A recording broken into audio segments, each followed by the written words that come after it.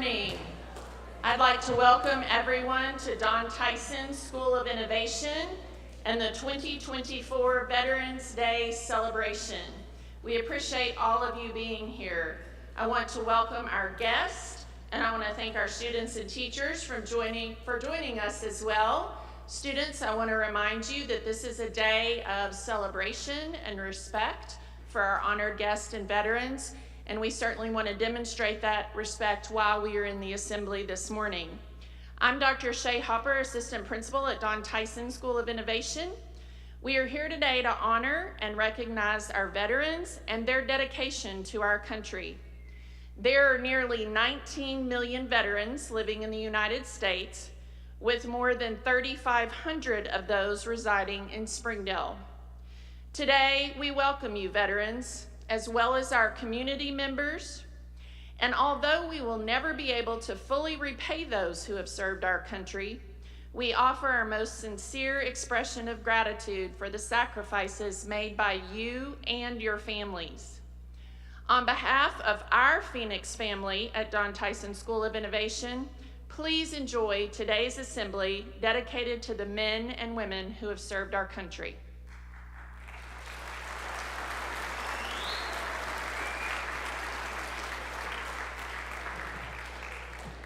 Good morning. My name is Daisy Lopez. I am an 11th grader and the president of the National Honor Society. The American flag has stood as a symbol of freedom and justice for over 225 years. Through wars and in times of peace, the sight of the American flag has given notice to foes and assurance to friends that democracy lives. No other symbol captures the power and glory of our nation like the American flag. At this time, please stand as DTSOI students and Scout BSA Troop 107 B&G members present the United States and Arkansas flags.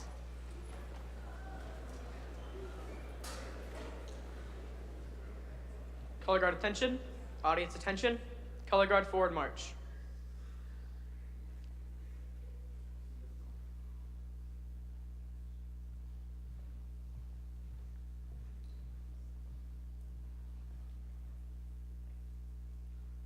Color guard halt.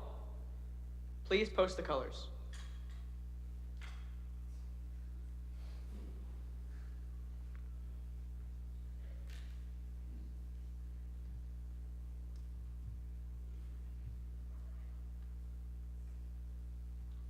Please join me in the Pledge of Allegiance.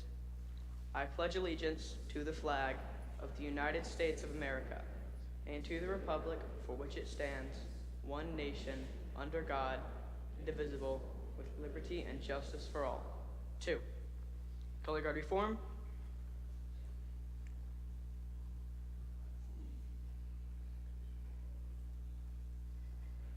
Color guard about face.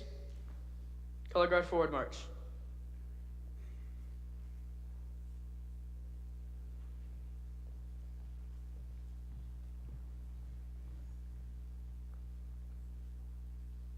Color guard at ease, audience at ease.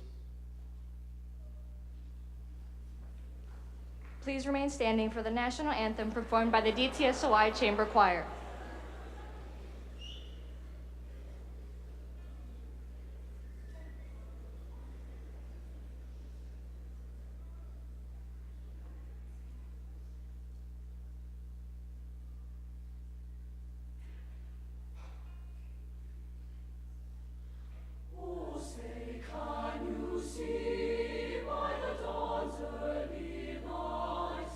So proudly we hailed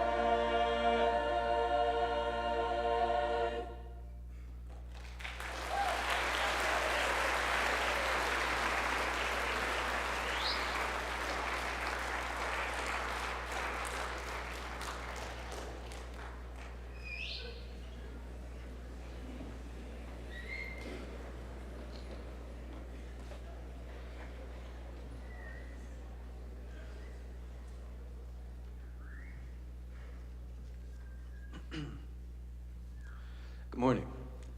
My name is Dennis Figueroa. I'm a senior and I'm the president of the Choir Council. Ladies and gentlemen, thank you for joining us today as we honor our veterans. As we gather here, let us take a moment to reflect on the beauty of our country and the sacrifices made to protect our freedoms.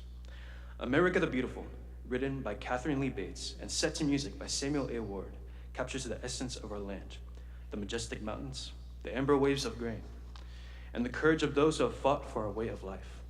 The song reminds us of the shared values that unite us as a nation, and it serves as a heartfelt tribute to all who have served in our armed forces. Please enjoy this performance of America the Beautiful by the DTSOI Chamber Choir under the direction of Mrs. Cindy Key.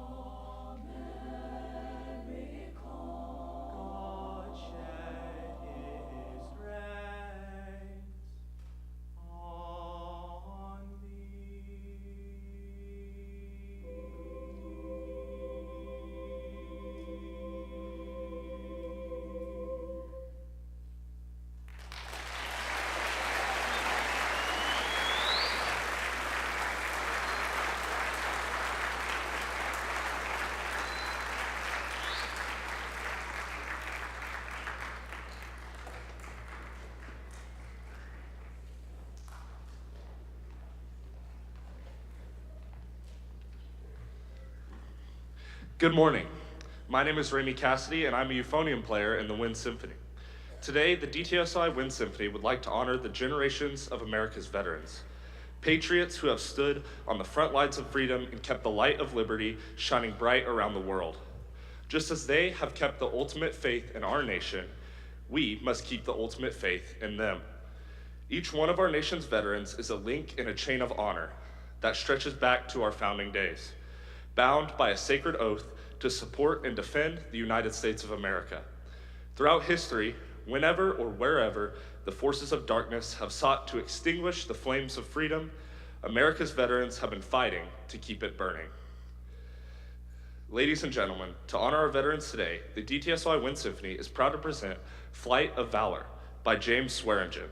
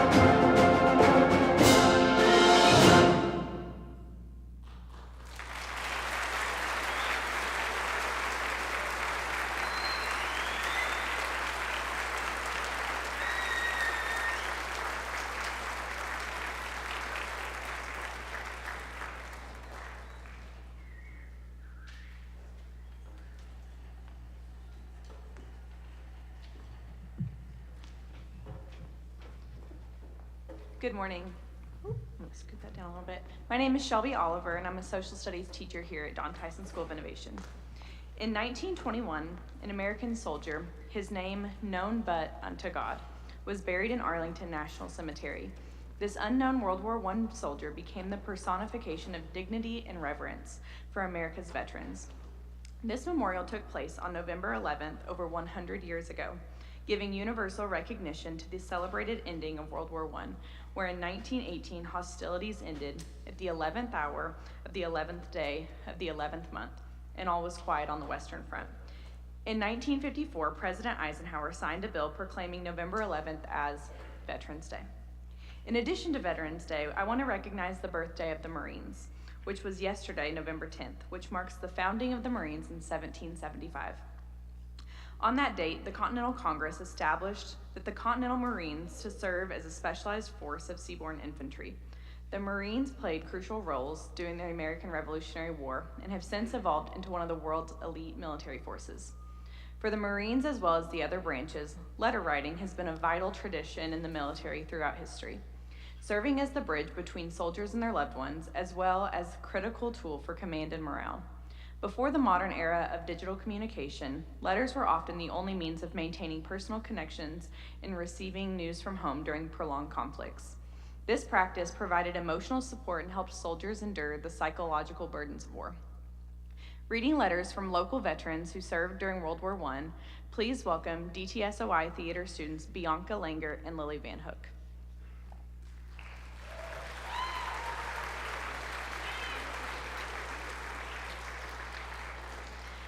Good morning. My name is Bianca Langer, and I'm a senior here at DTSOI, and I will be reading a letter from the veteran Faye, who was born in Springdale, Arkansas. Camp Wheeler, September 6th. Got your cake this morning. I was down at the washing house, washing my clothes, when Edgar Rhodes, one of my tent mates, brought it into the tent. And I tell you, there was no time lost in opening it. You can't know how much it was appreciated and enjoyed. This was the first home cooking have ever had since that last Sunday dinner at home. This cake is the hardest for me to not be selfish with I've ever had in my life. However, I had to divide with Rhodes. Home cooking is always thankfully received. The cake came through in good shape.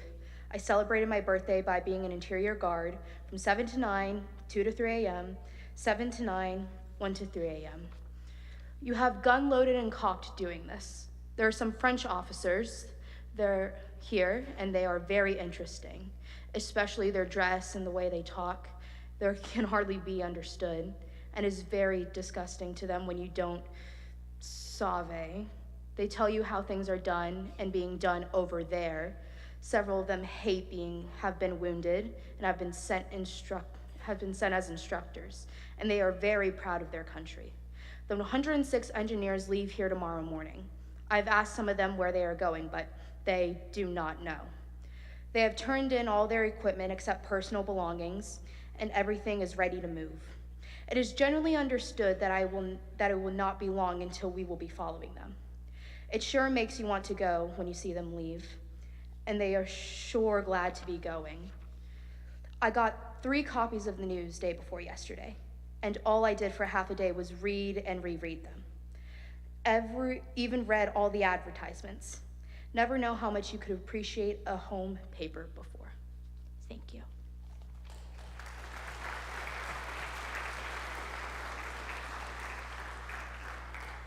Hi there, I'm Lily Van Hook, and I will be reading a letter by John P. Weber, who died on May 2nd, 1935 in Garland County, Arkansas.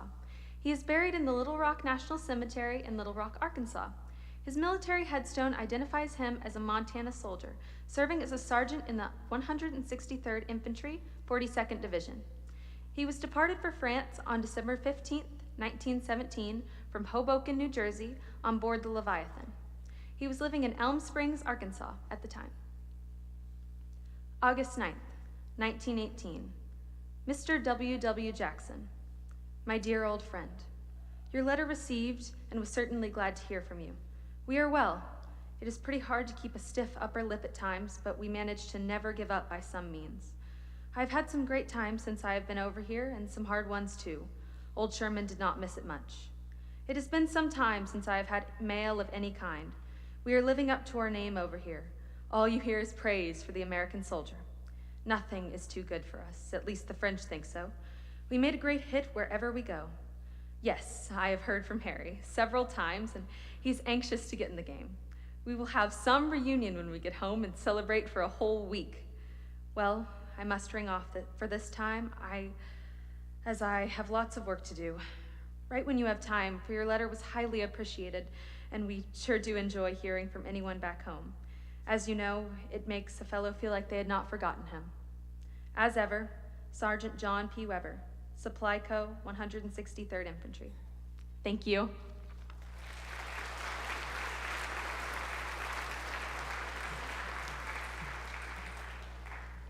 Good morning, my name is Caitlin Travis, and as you entered today, you may have noticed the Missing Man table.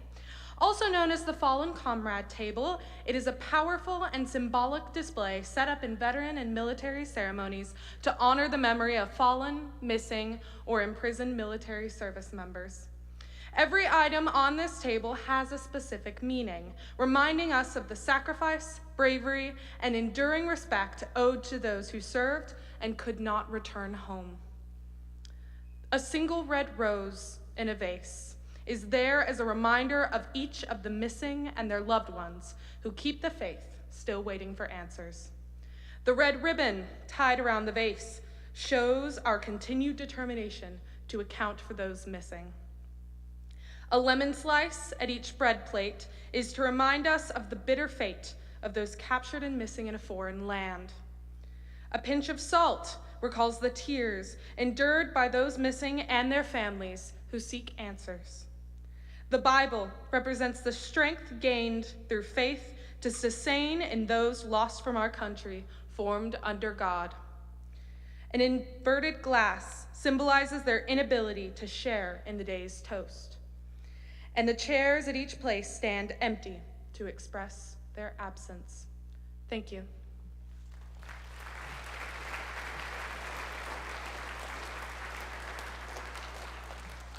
Good morning, everyone. My name is Micaiah Anderson. I'm the dance teacher here at Don Tyson School of Innovation. The piece that we've prepared for you today is one that's focusing on taking a pause and reflecting on all of the opportunities we have here in America, as well as the simple joys we might not always appreciate. We recognize that these are available to us through the service and sacrifice of our veterans, and for that we say thank you. Veterans, this piece is for you. Please help me introduce the Phoenix Dance Company performing What a Wonderful World.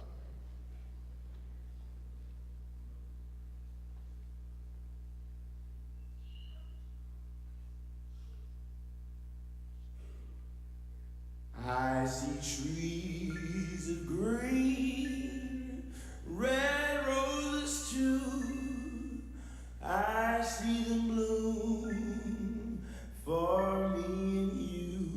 And I think to myself, what a wonderful world. I see skies of blue, clouds of white, the bright blessed day, the dark sacred night, and I think to myself, what a wonderful world.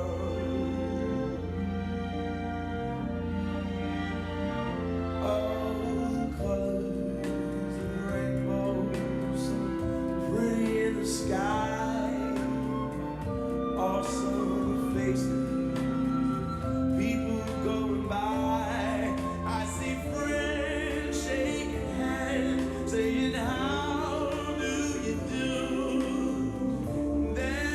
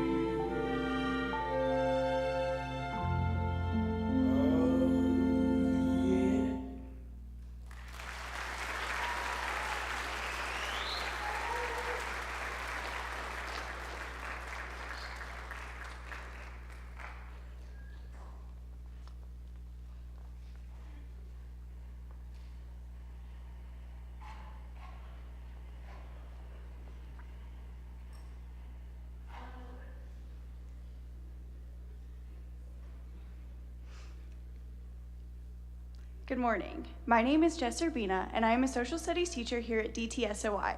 At this time, please join me in recognizing members of the Don Tyson School of Innovation faculty and staff who are veterans. School Resource Officer, Staff Sergeant Cody Combs, U.S. National Guard.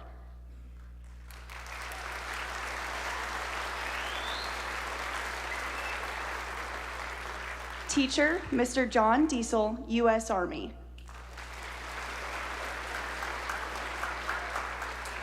English teacher, Mrs. Chana Keese, U.S. Coast Guard. Industrial maintenance teacher, Mr. Wes Higginson, U.S. Air Force. And teacher, Mr. James Knipple, U.S. Navy.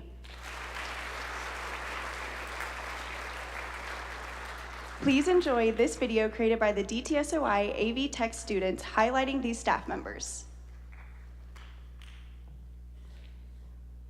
I served in the United States Air Force. I joined the Arkansas Army National Guard. I was in the United States Coast Guard. A lot of my motivation was because I had a love of aircraft and electronics, and so my field initially was in avionics, where I eventually worked into controlling the maintenance for the complete field. I always loved the water. I was a lifeguard, and so the search and rescue enticed me, and I thought I could do some good there, and it was a great adventure. For me, I wanted to go into the National Guard because I still wanted to be home. I knew that I wanted to be a police officer as soon as possible. I think the importance of celebrating Veterans Day is just to, celebrate veterans, to honor those who have served and protected this country with all that they have, all their sacrifices.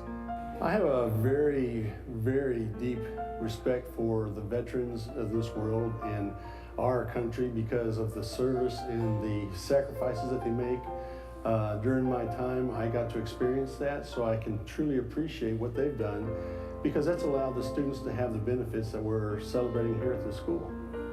I think it's super important. I don't feel like I did anything to deserve it, but I know the World War I people, where it originally started, all those people deserve so much honor, and just for the sacrifices that they made, and the people currently serving, just lots of people did a lot more than me, and I think they're amazing. I think it's super important to know the history of it, and I think to be inspired to go on an adventure, to learn about just the feeling of patriotism that you get for serving in the military. Yeah, during my time in the military, virtually all that time was spent overseas. I spent several years in the Pacific, I spent several years in Europe, and I spent several years in the Middle East. And all those times made me greatly appreciate what we have here in this country, and why I dearly appreciate students that stand and rise and say the pledge to the flag of our country, because this is the greatest country in the world, and it provides us with the benefits and the great life that we have.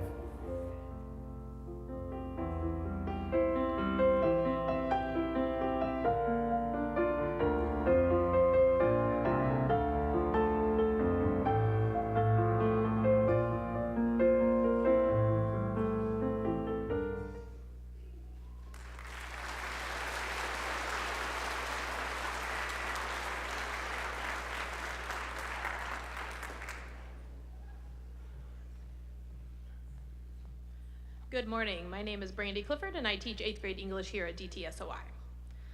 A group of 8th graders were asked to write an original poem showing gratitude toward our veterans. The poem selected for today's event is titled, "Veterans, We Thank You." This poem was written with appreciation and love for our veterans. Please listen carefully as Kendall Felt reads her work aloud.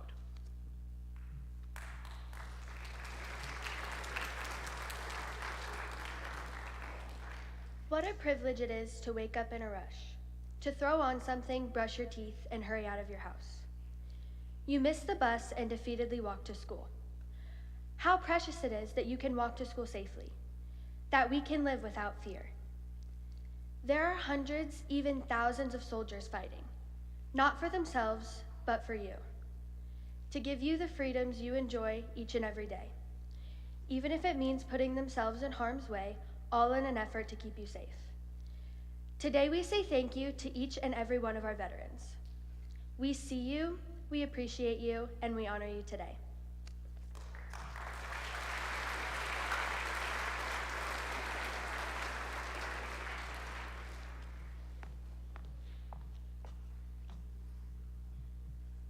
Good morning.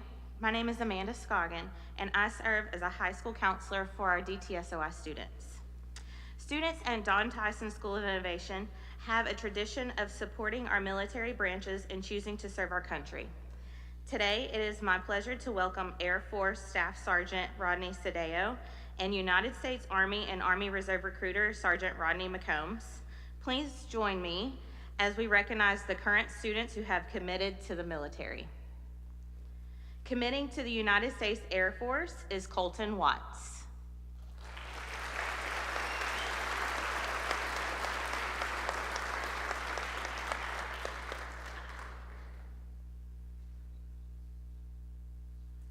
Committing to the United States Army are Min Myers and David Portillo Reyes.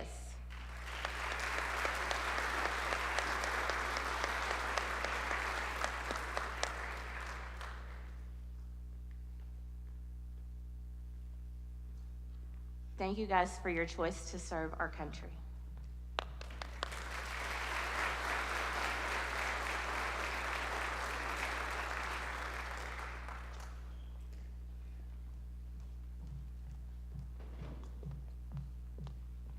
Good morning. My name is Jane Arnold, and I have the privilege of teaching AP Government here at Don Tyson School of Innovation. As we gather today to honor the brave men and women who have served our country, I am proud to share the voices of a different generation, our students.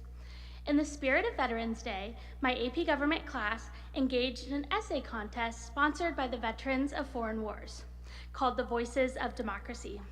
These essays reflect the core values that define our nation: freedom, equality, and the sacrifice of those who have fought to protect our nation's ideals.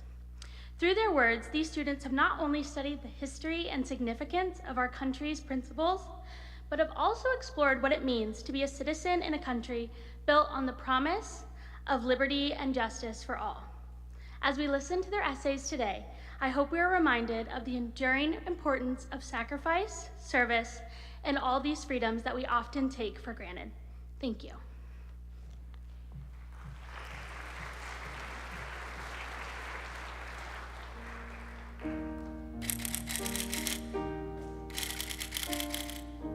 This is a question that has been pondered as long as America itself, and I believe that the answer is a resounding yes. Our forefathers intended for this country to be a land of opportunity, where anyone, regardless of background, can make it if they try. That is the America we see today. While many pieces of legislation, Supreme Court rulings, and policies would have been unimaginable more than 2 centuries ago, they reflect the ongoing evolution of our nation. That is due to the foundational ideas set by our forefathers, combined with America's current standing, and alongside the progress that we have made, that the United States today is their vision. When we address the word envision, we're initially drawn to the pop culture picture of a witch behind a crystal ball. However, when addressing what our forefathers envisioned, we're drawn back to that very first country where they sat down at those tables and where they realized and acknowledged that as a nation, we would one day progress. We would pull out a seat at the table of what it meant to be a political state in the international climate. As many issues and hardships our nation has suffered and continues to go through to this day, we're still the greatest nation on earth, driven by our shared love of democracy and commitment to protecting individual liberties and freedoms. In moments of crisis, America has remained strong as a community. After the terrorist attacks of 9/11, America came together without regard of political, racial, and cultural backgrounds to support one another. The people of the United States gathered in support of first responders, donated blood, and raised funds for victims of the attacks. The spirit of unity and shared purpose echoes the founders' vision of a nation bonded by mutual commitment and resilience in the face of hardship. The founders of the nation would likely see few similarities between their America and ours. However, their government simply would not work in today's world. The America we have today learned from its mistakes, adapted to adversity. The America we have today is the best we could have. We can begin to analyze how successful America has been in achieving our forefathers' most important vision and virtue, a free and represented society that is equal for all people. They wanted to craft a country where every single American could achieve anything they want through hard work and determination. America today lacks some of that long-term goal the forefathers wanted, but this isn't due to the collapse of democracy, but rather the constantly changing context of our modern world. Our forefathers had a vision for what America had to be, and while what we have today influences that, it is not exactly what they had envisioned.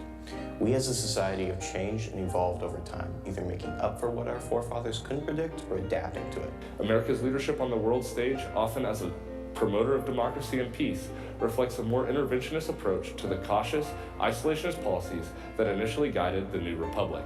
We have the most opportunities in the world because America is truly the greatest country in the world. The rights protected by the Constitution surpass all others. Because of this, we can thrive. Every innovation created by this country is because of the decisions made by the forefathers long ago. No other country comes close to the development we have created for ourselves. Through robotics, electronics, telecommunications, manufacturing, and any other field of innovation, we lead the world.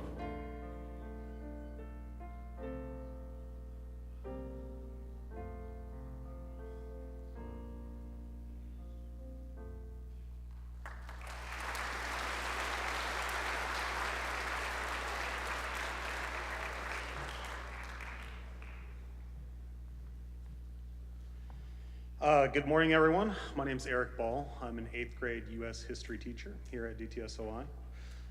As we gather here to honor our veterans, I want to take a moment to reflect on an important foundation of our nation, democracy. I'm sure many of the adults here, hopefully all of them, recently exercised their right to directly participate in our democracy through the 2024 election. Democracy is a freedom we owe to those who have served, who have fought to protect our right to have such a voice ever since the first shots of the revolution in 1775. Recently, my 8th grade students participated in their own essay contest sponsored by the Veterans of Foreign Wars, with the prompt being, "My Voice in America's Democracy." I was fascinated hearing what my students thought about their place, their voice in America's democracy. To give voice to such thoughts, I'm proud to welcome one of my students, Lotus Pearl-Ross, who will read to you her essay submission.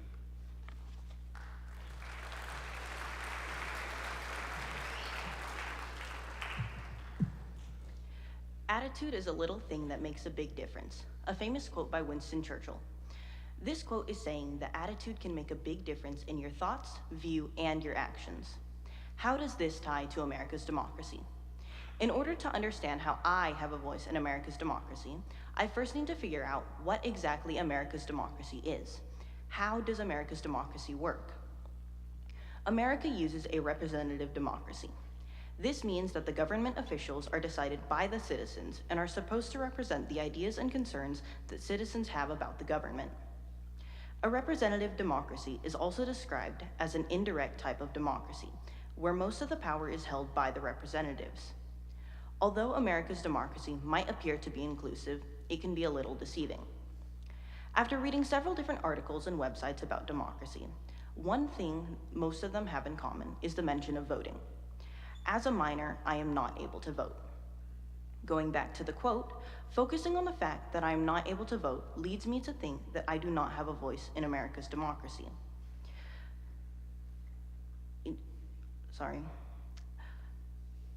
However, changing my attitude and doing some research helps me realize that I am still able to influence America's democracy in some way, even if it is something I have to go out of my way to do. Outside of voting, I can share my political views with government officials via letters, share opinions online, inform myself about America's democracy, or even protest. All of these methods will likely impact democracy in some way, and it is something I can do, even as a minor who cannot vote. In a way, yes, I have a voice in America's democracy, but all of these methods are all indirect. No matter how much I try to influence America's democracy, all of these methods are dependent on one main thing: getting through to someone who can either vote or who has a more direct voice.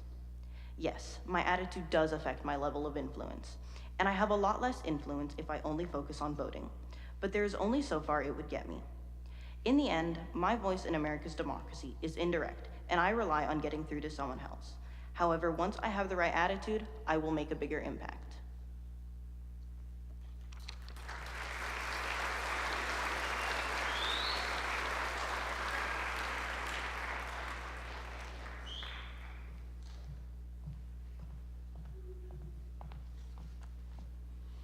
Hello, my name is Aurelian Sennett, and I am an assistant principal here at Don Tyson School of Innovation.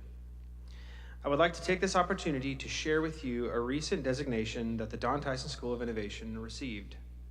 You may have noticed a Purple Star banner displayed as you entered our building today. We proudly display that banner as it recognizes our school as an Arkansas Purple Star school. The Arkansas Purple Star School program, coordinated by the Arkansas Council for Military Children and the Department of Education, recognizes schools dedicated to supporting military-connected students and families. Schools with this designation make a sustained commitment to meet the educational, social, and emotional needs unique to military children who often face frequent locations and parental deployments. As a Purple Star School, we are dedicated to the implementation of programs tailored for military homes and committed to honoring the work and sacrifices made by our students and their families. We hope that through these efforts, we are able to show our appreciation to veterans, active duty military members, and their families every day.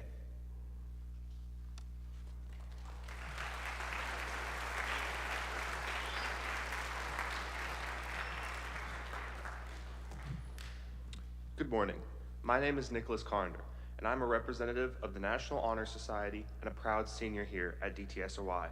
Today, I have the honor of introducing our special guest and keynote speaker, Field Artillery Colonel Ty Parker, Brigade Commander of the 142nd Field Artillery Brigade of the Arkansas Army National Guard. Please give him a warm welcome.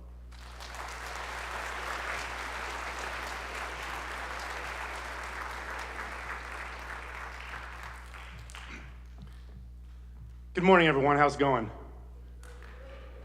Hey, to the students of Don Tyson School of Innovation, to the faculty, staff, and honored guests, fellow citizens, I am Colonel Ty Parker. I've already been introduced, so I'm just going to say it again. Hey, on behalf of the Arkansas National Guard, thank you for inviting me here, and I appreciate your attendance here today as we gather to recognize and show gratitude to our veterans across the United States Armed Forces. For all of the men and women who have served in the United States Armed Forces, if you're actually here today and you're able to, please stand. If you're a veteran. Hey, thank you for your service.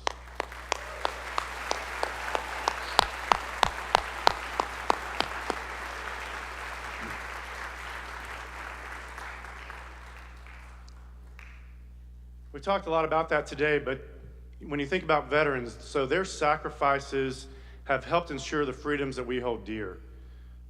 Veterans Day is a moment for us to reflect, not only on their courage and commitment, but also on the opportunities, the freedom, and the prosperity that their service has made possible for every single one of us. And because I'm in the Arkansas National Guard, I'm going to provide a little bit of focus as a citizen soldier, especially as it relates to Arkansas. So throughout history, the National Guard has heeded the call to protect, ensuring our nation remains secure and free.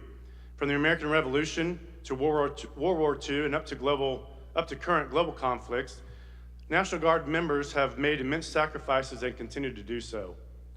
In the words of former President Ronald Reagan, freedom is never more than one generation away from extinction. The National Guard has proved to be that crucial bridge between those generations, preserving and safeguarding our liberties. In a 1983 radio address to the nation, former President Ronald Reagan also stated, "Veterans know better than anyone else the price of freedom, for they've suffered the scars of war.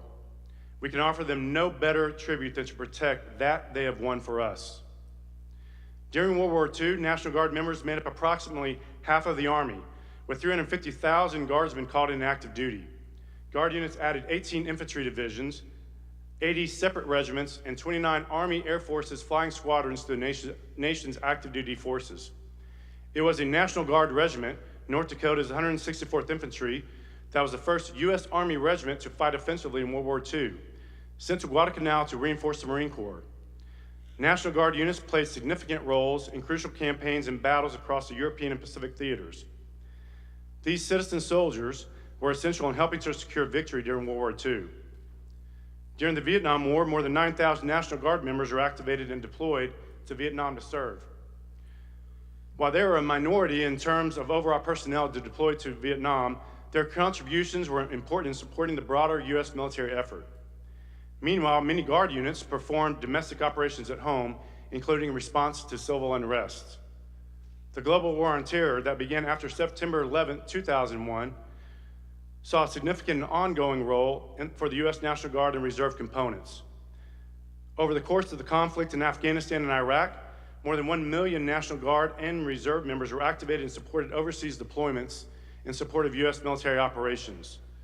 Citizen soldiers played critical roles in many capacities, and their contributions were necessary to the overall effort. The National Guard continues to make significant contributions worldwide, participating in humanitarian efforts, peacekeeping missions, and diplomatic endeavors. In 2024, the National Guard is a vital force, providing support to valued allies, including Ukraine and Israel. Our dedication to promoting stability and security in these areas is a testament to the unwavering commitment we have to our nation. The National Guard also continues to play a pivotal role as the nation's first military responder to natural disasters and emergencies. Prompt and efficient responses underscore the commitment we have to our communities and to our people. So today, your National Guard remains steadfast to its motto, always ready, always there. Most recently in Arkansas, your citizen soldiers have sent more than 25,000 MREs to the state of Georgia to help feed the hungry after Hurricane Helene. We've sent a Black Hawk helicopter crew to Florida to conduct search and rescue operations in the wake of Hurricane Milton. And we deployed more than 100 guardsmen to Florida to help provide security, traffic control, and commodities distribution. The reason I say all that, today you are a student at the Don Tyson School of Innovation. You're preparing to launch your own journey. And whether you choose to enlist, you choose to enroll in higher education, or enter the workforce, remember there are many paths to success. And each of you is equipped to choose the one that's right for you. The team that surrounds you here understands that innovation is not just about technology and new ideas. It's also about the values that shape our society and the courage that propels us forward. Today should be a reminder that our veterans embody these values in a way that inspires us all. They have faced unimaginable challenges, often in faraway lands, and have done so with a commitment to protecting our rights, our communities, and our future. As I look out in this audience, I see myself. My story might resonate with some of you. As a high school senior from a family that didn't have a lot of resources, we didn't have money for college, and I didn't have a clear idea of how I could build the future I dreamed of. But I knew one thing, I wasn't going to let that stop me. So I made a choice that would change the trajectory of my life. I enlisted in the Arkansas Army National Guard. At the time, enlisting wasn't just about serving my country, it was about finding a way to fund my education. The Guard offered me tuition assistance, job training, and a chance to learn leadership skills. Those skills that I knew would serve me well no matter where life took me. After boot camp, I went on to serve as a citizen soldier in the National Guard while also pursuing my education. Over the years, that decision to enlist allowed me to attend college, first earning my undergrad degree, and then going on to complete 2 master's degrees. I was able to balance my military service with school, building skills in leadership, discipline, and time management that became the foundation of my career. Through hard work, sacrifice, and the values instilled in me by my military service, I eventually earned the rank of full bird colonel and currently serve as a brigade commander of the 142nd Field Artillery Brigade.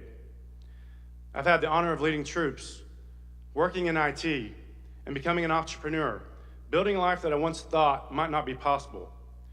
Most importantly, I had the opportunity to serve this state, the state of Arkansas, this nation as a soldier. And now today, I get to stand before you as a veteran, as I know firsthand the power of service to not only strengthen our country, but to shape the future of the individual.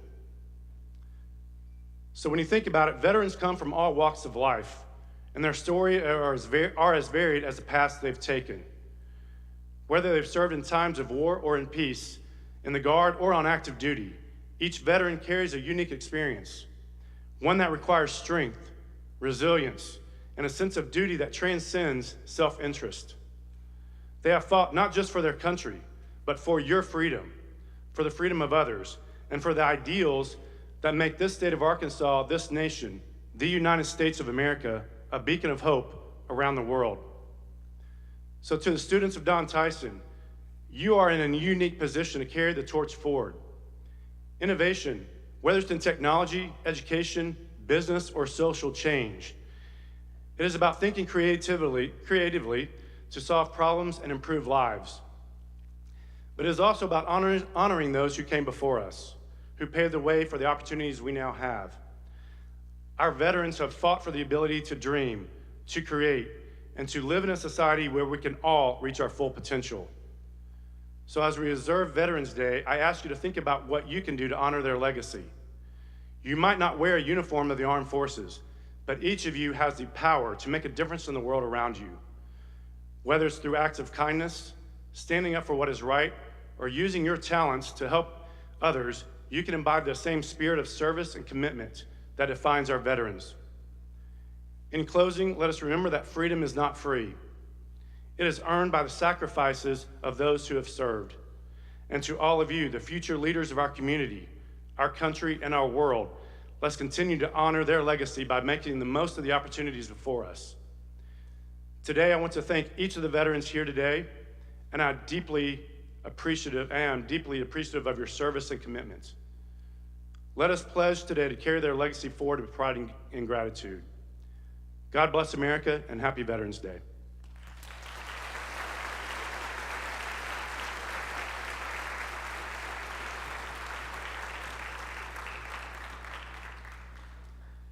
The Armed Forces Medley, sometimes known as the Armed Forces Salute, is the collection of the official songs of the 5 military uniformed services of the United States performed in order of precedence.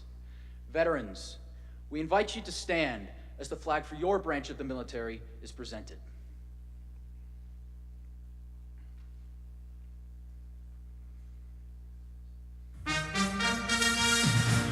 United States Army.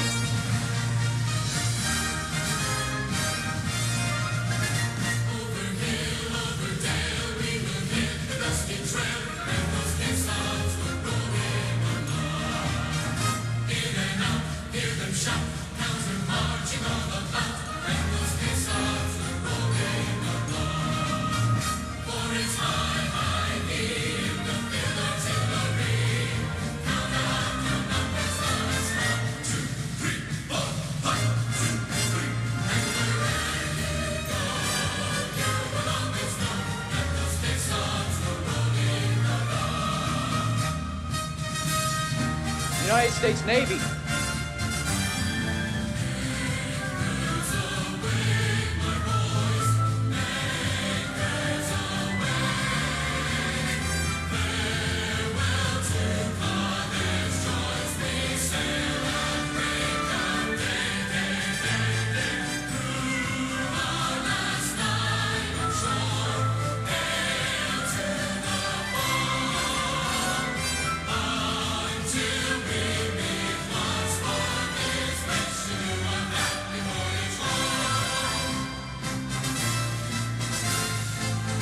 United States Coast Guard.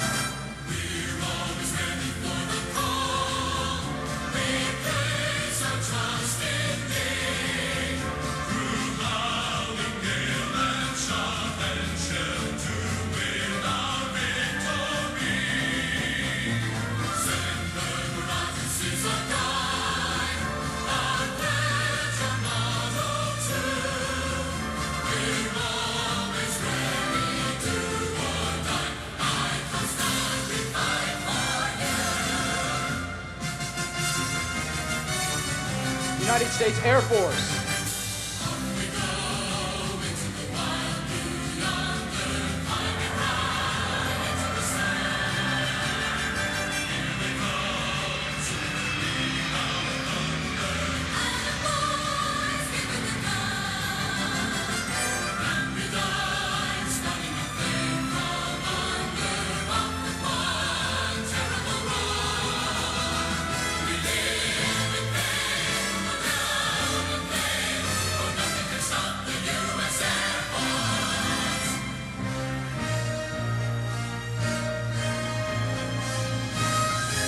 United States Marine Corps.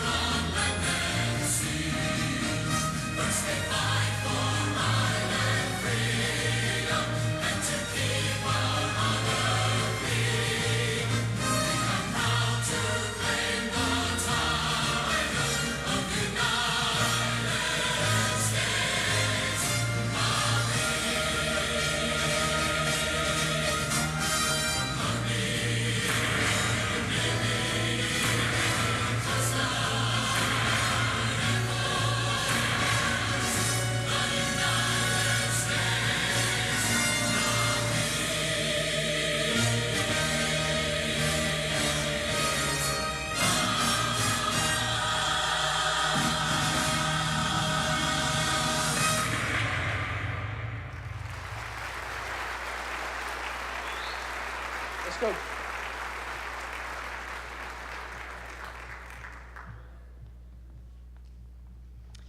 As we conclude our ceremony today, I would like to once again extend a heartfelt thank you and deepest gratitude for our honored guests, our veterans.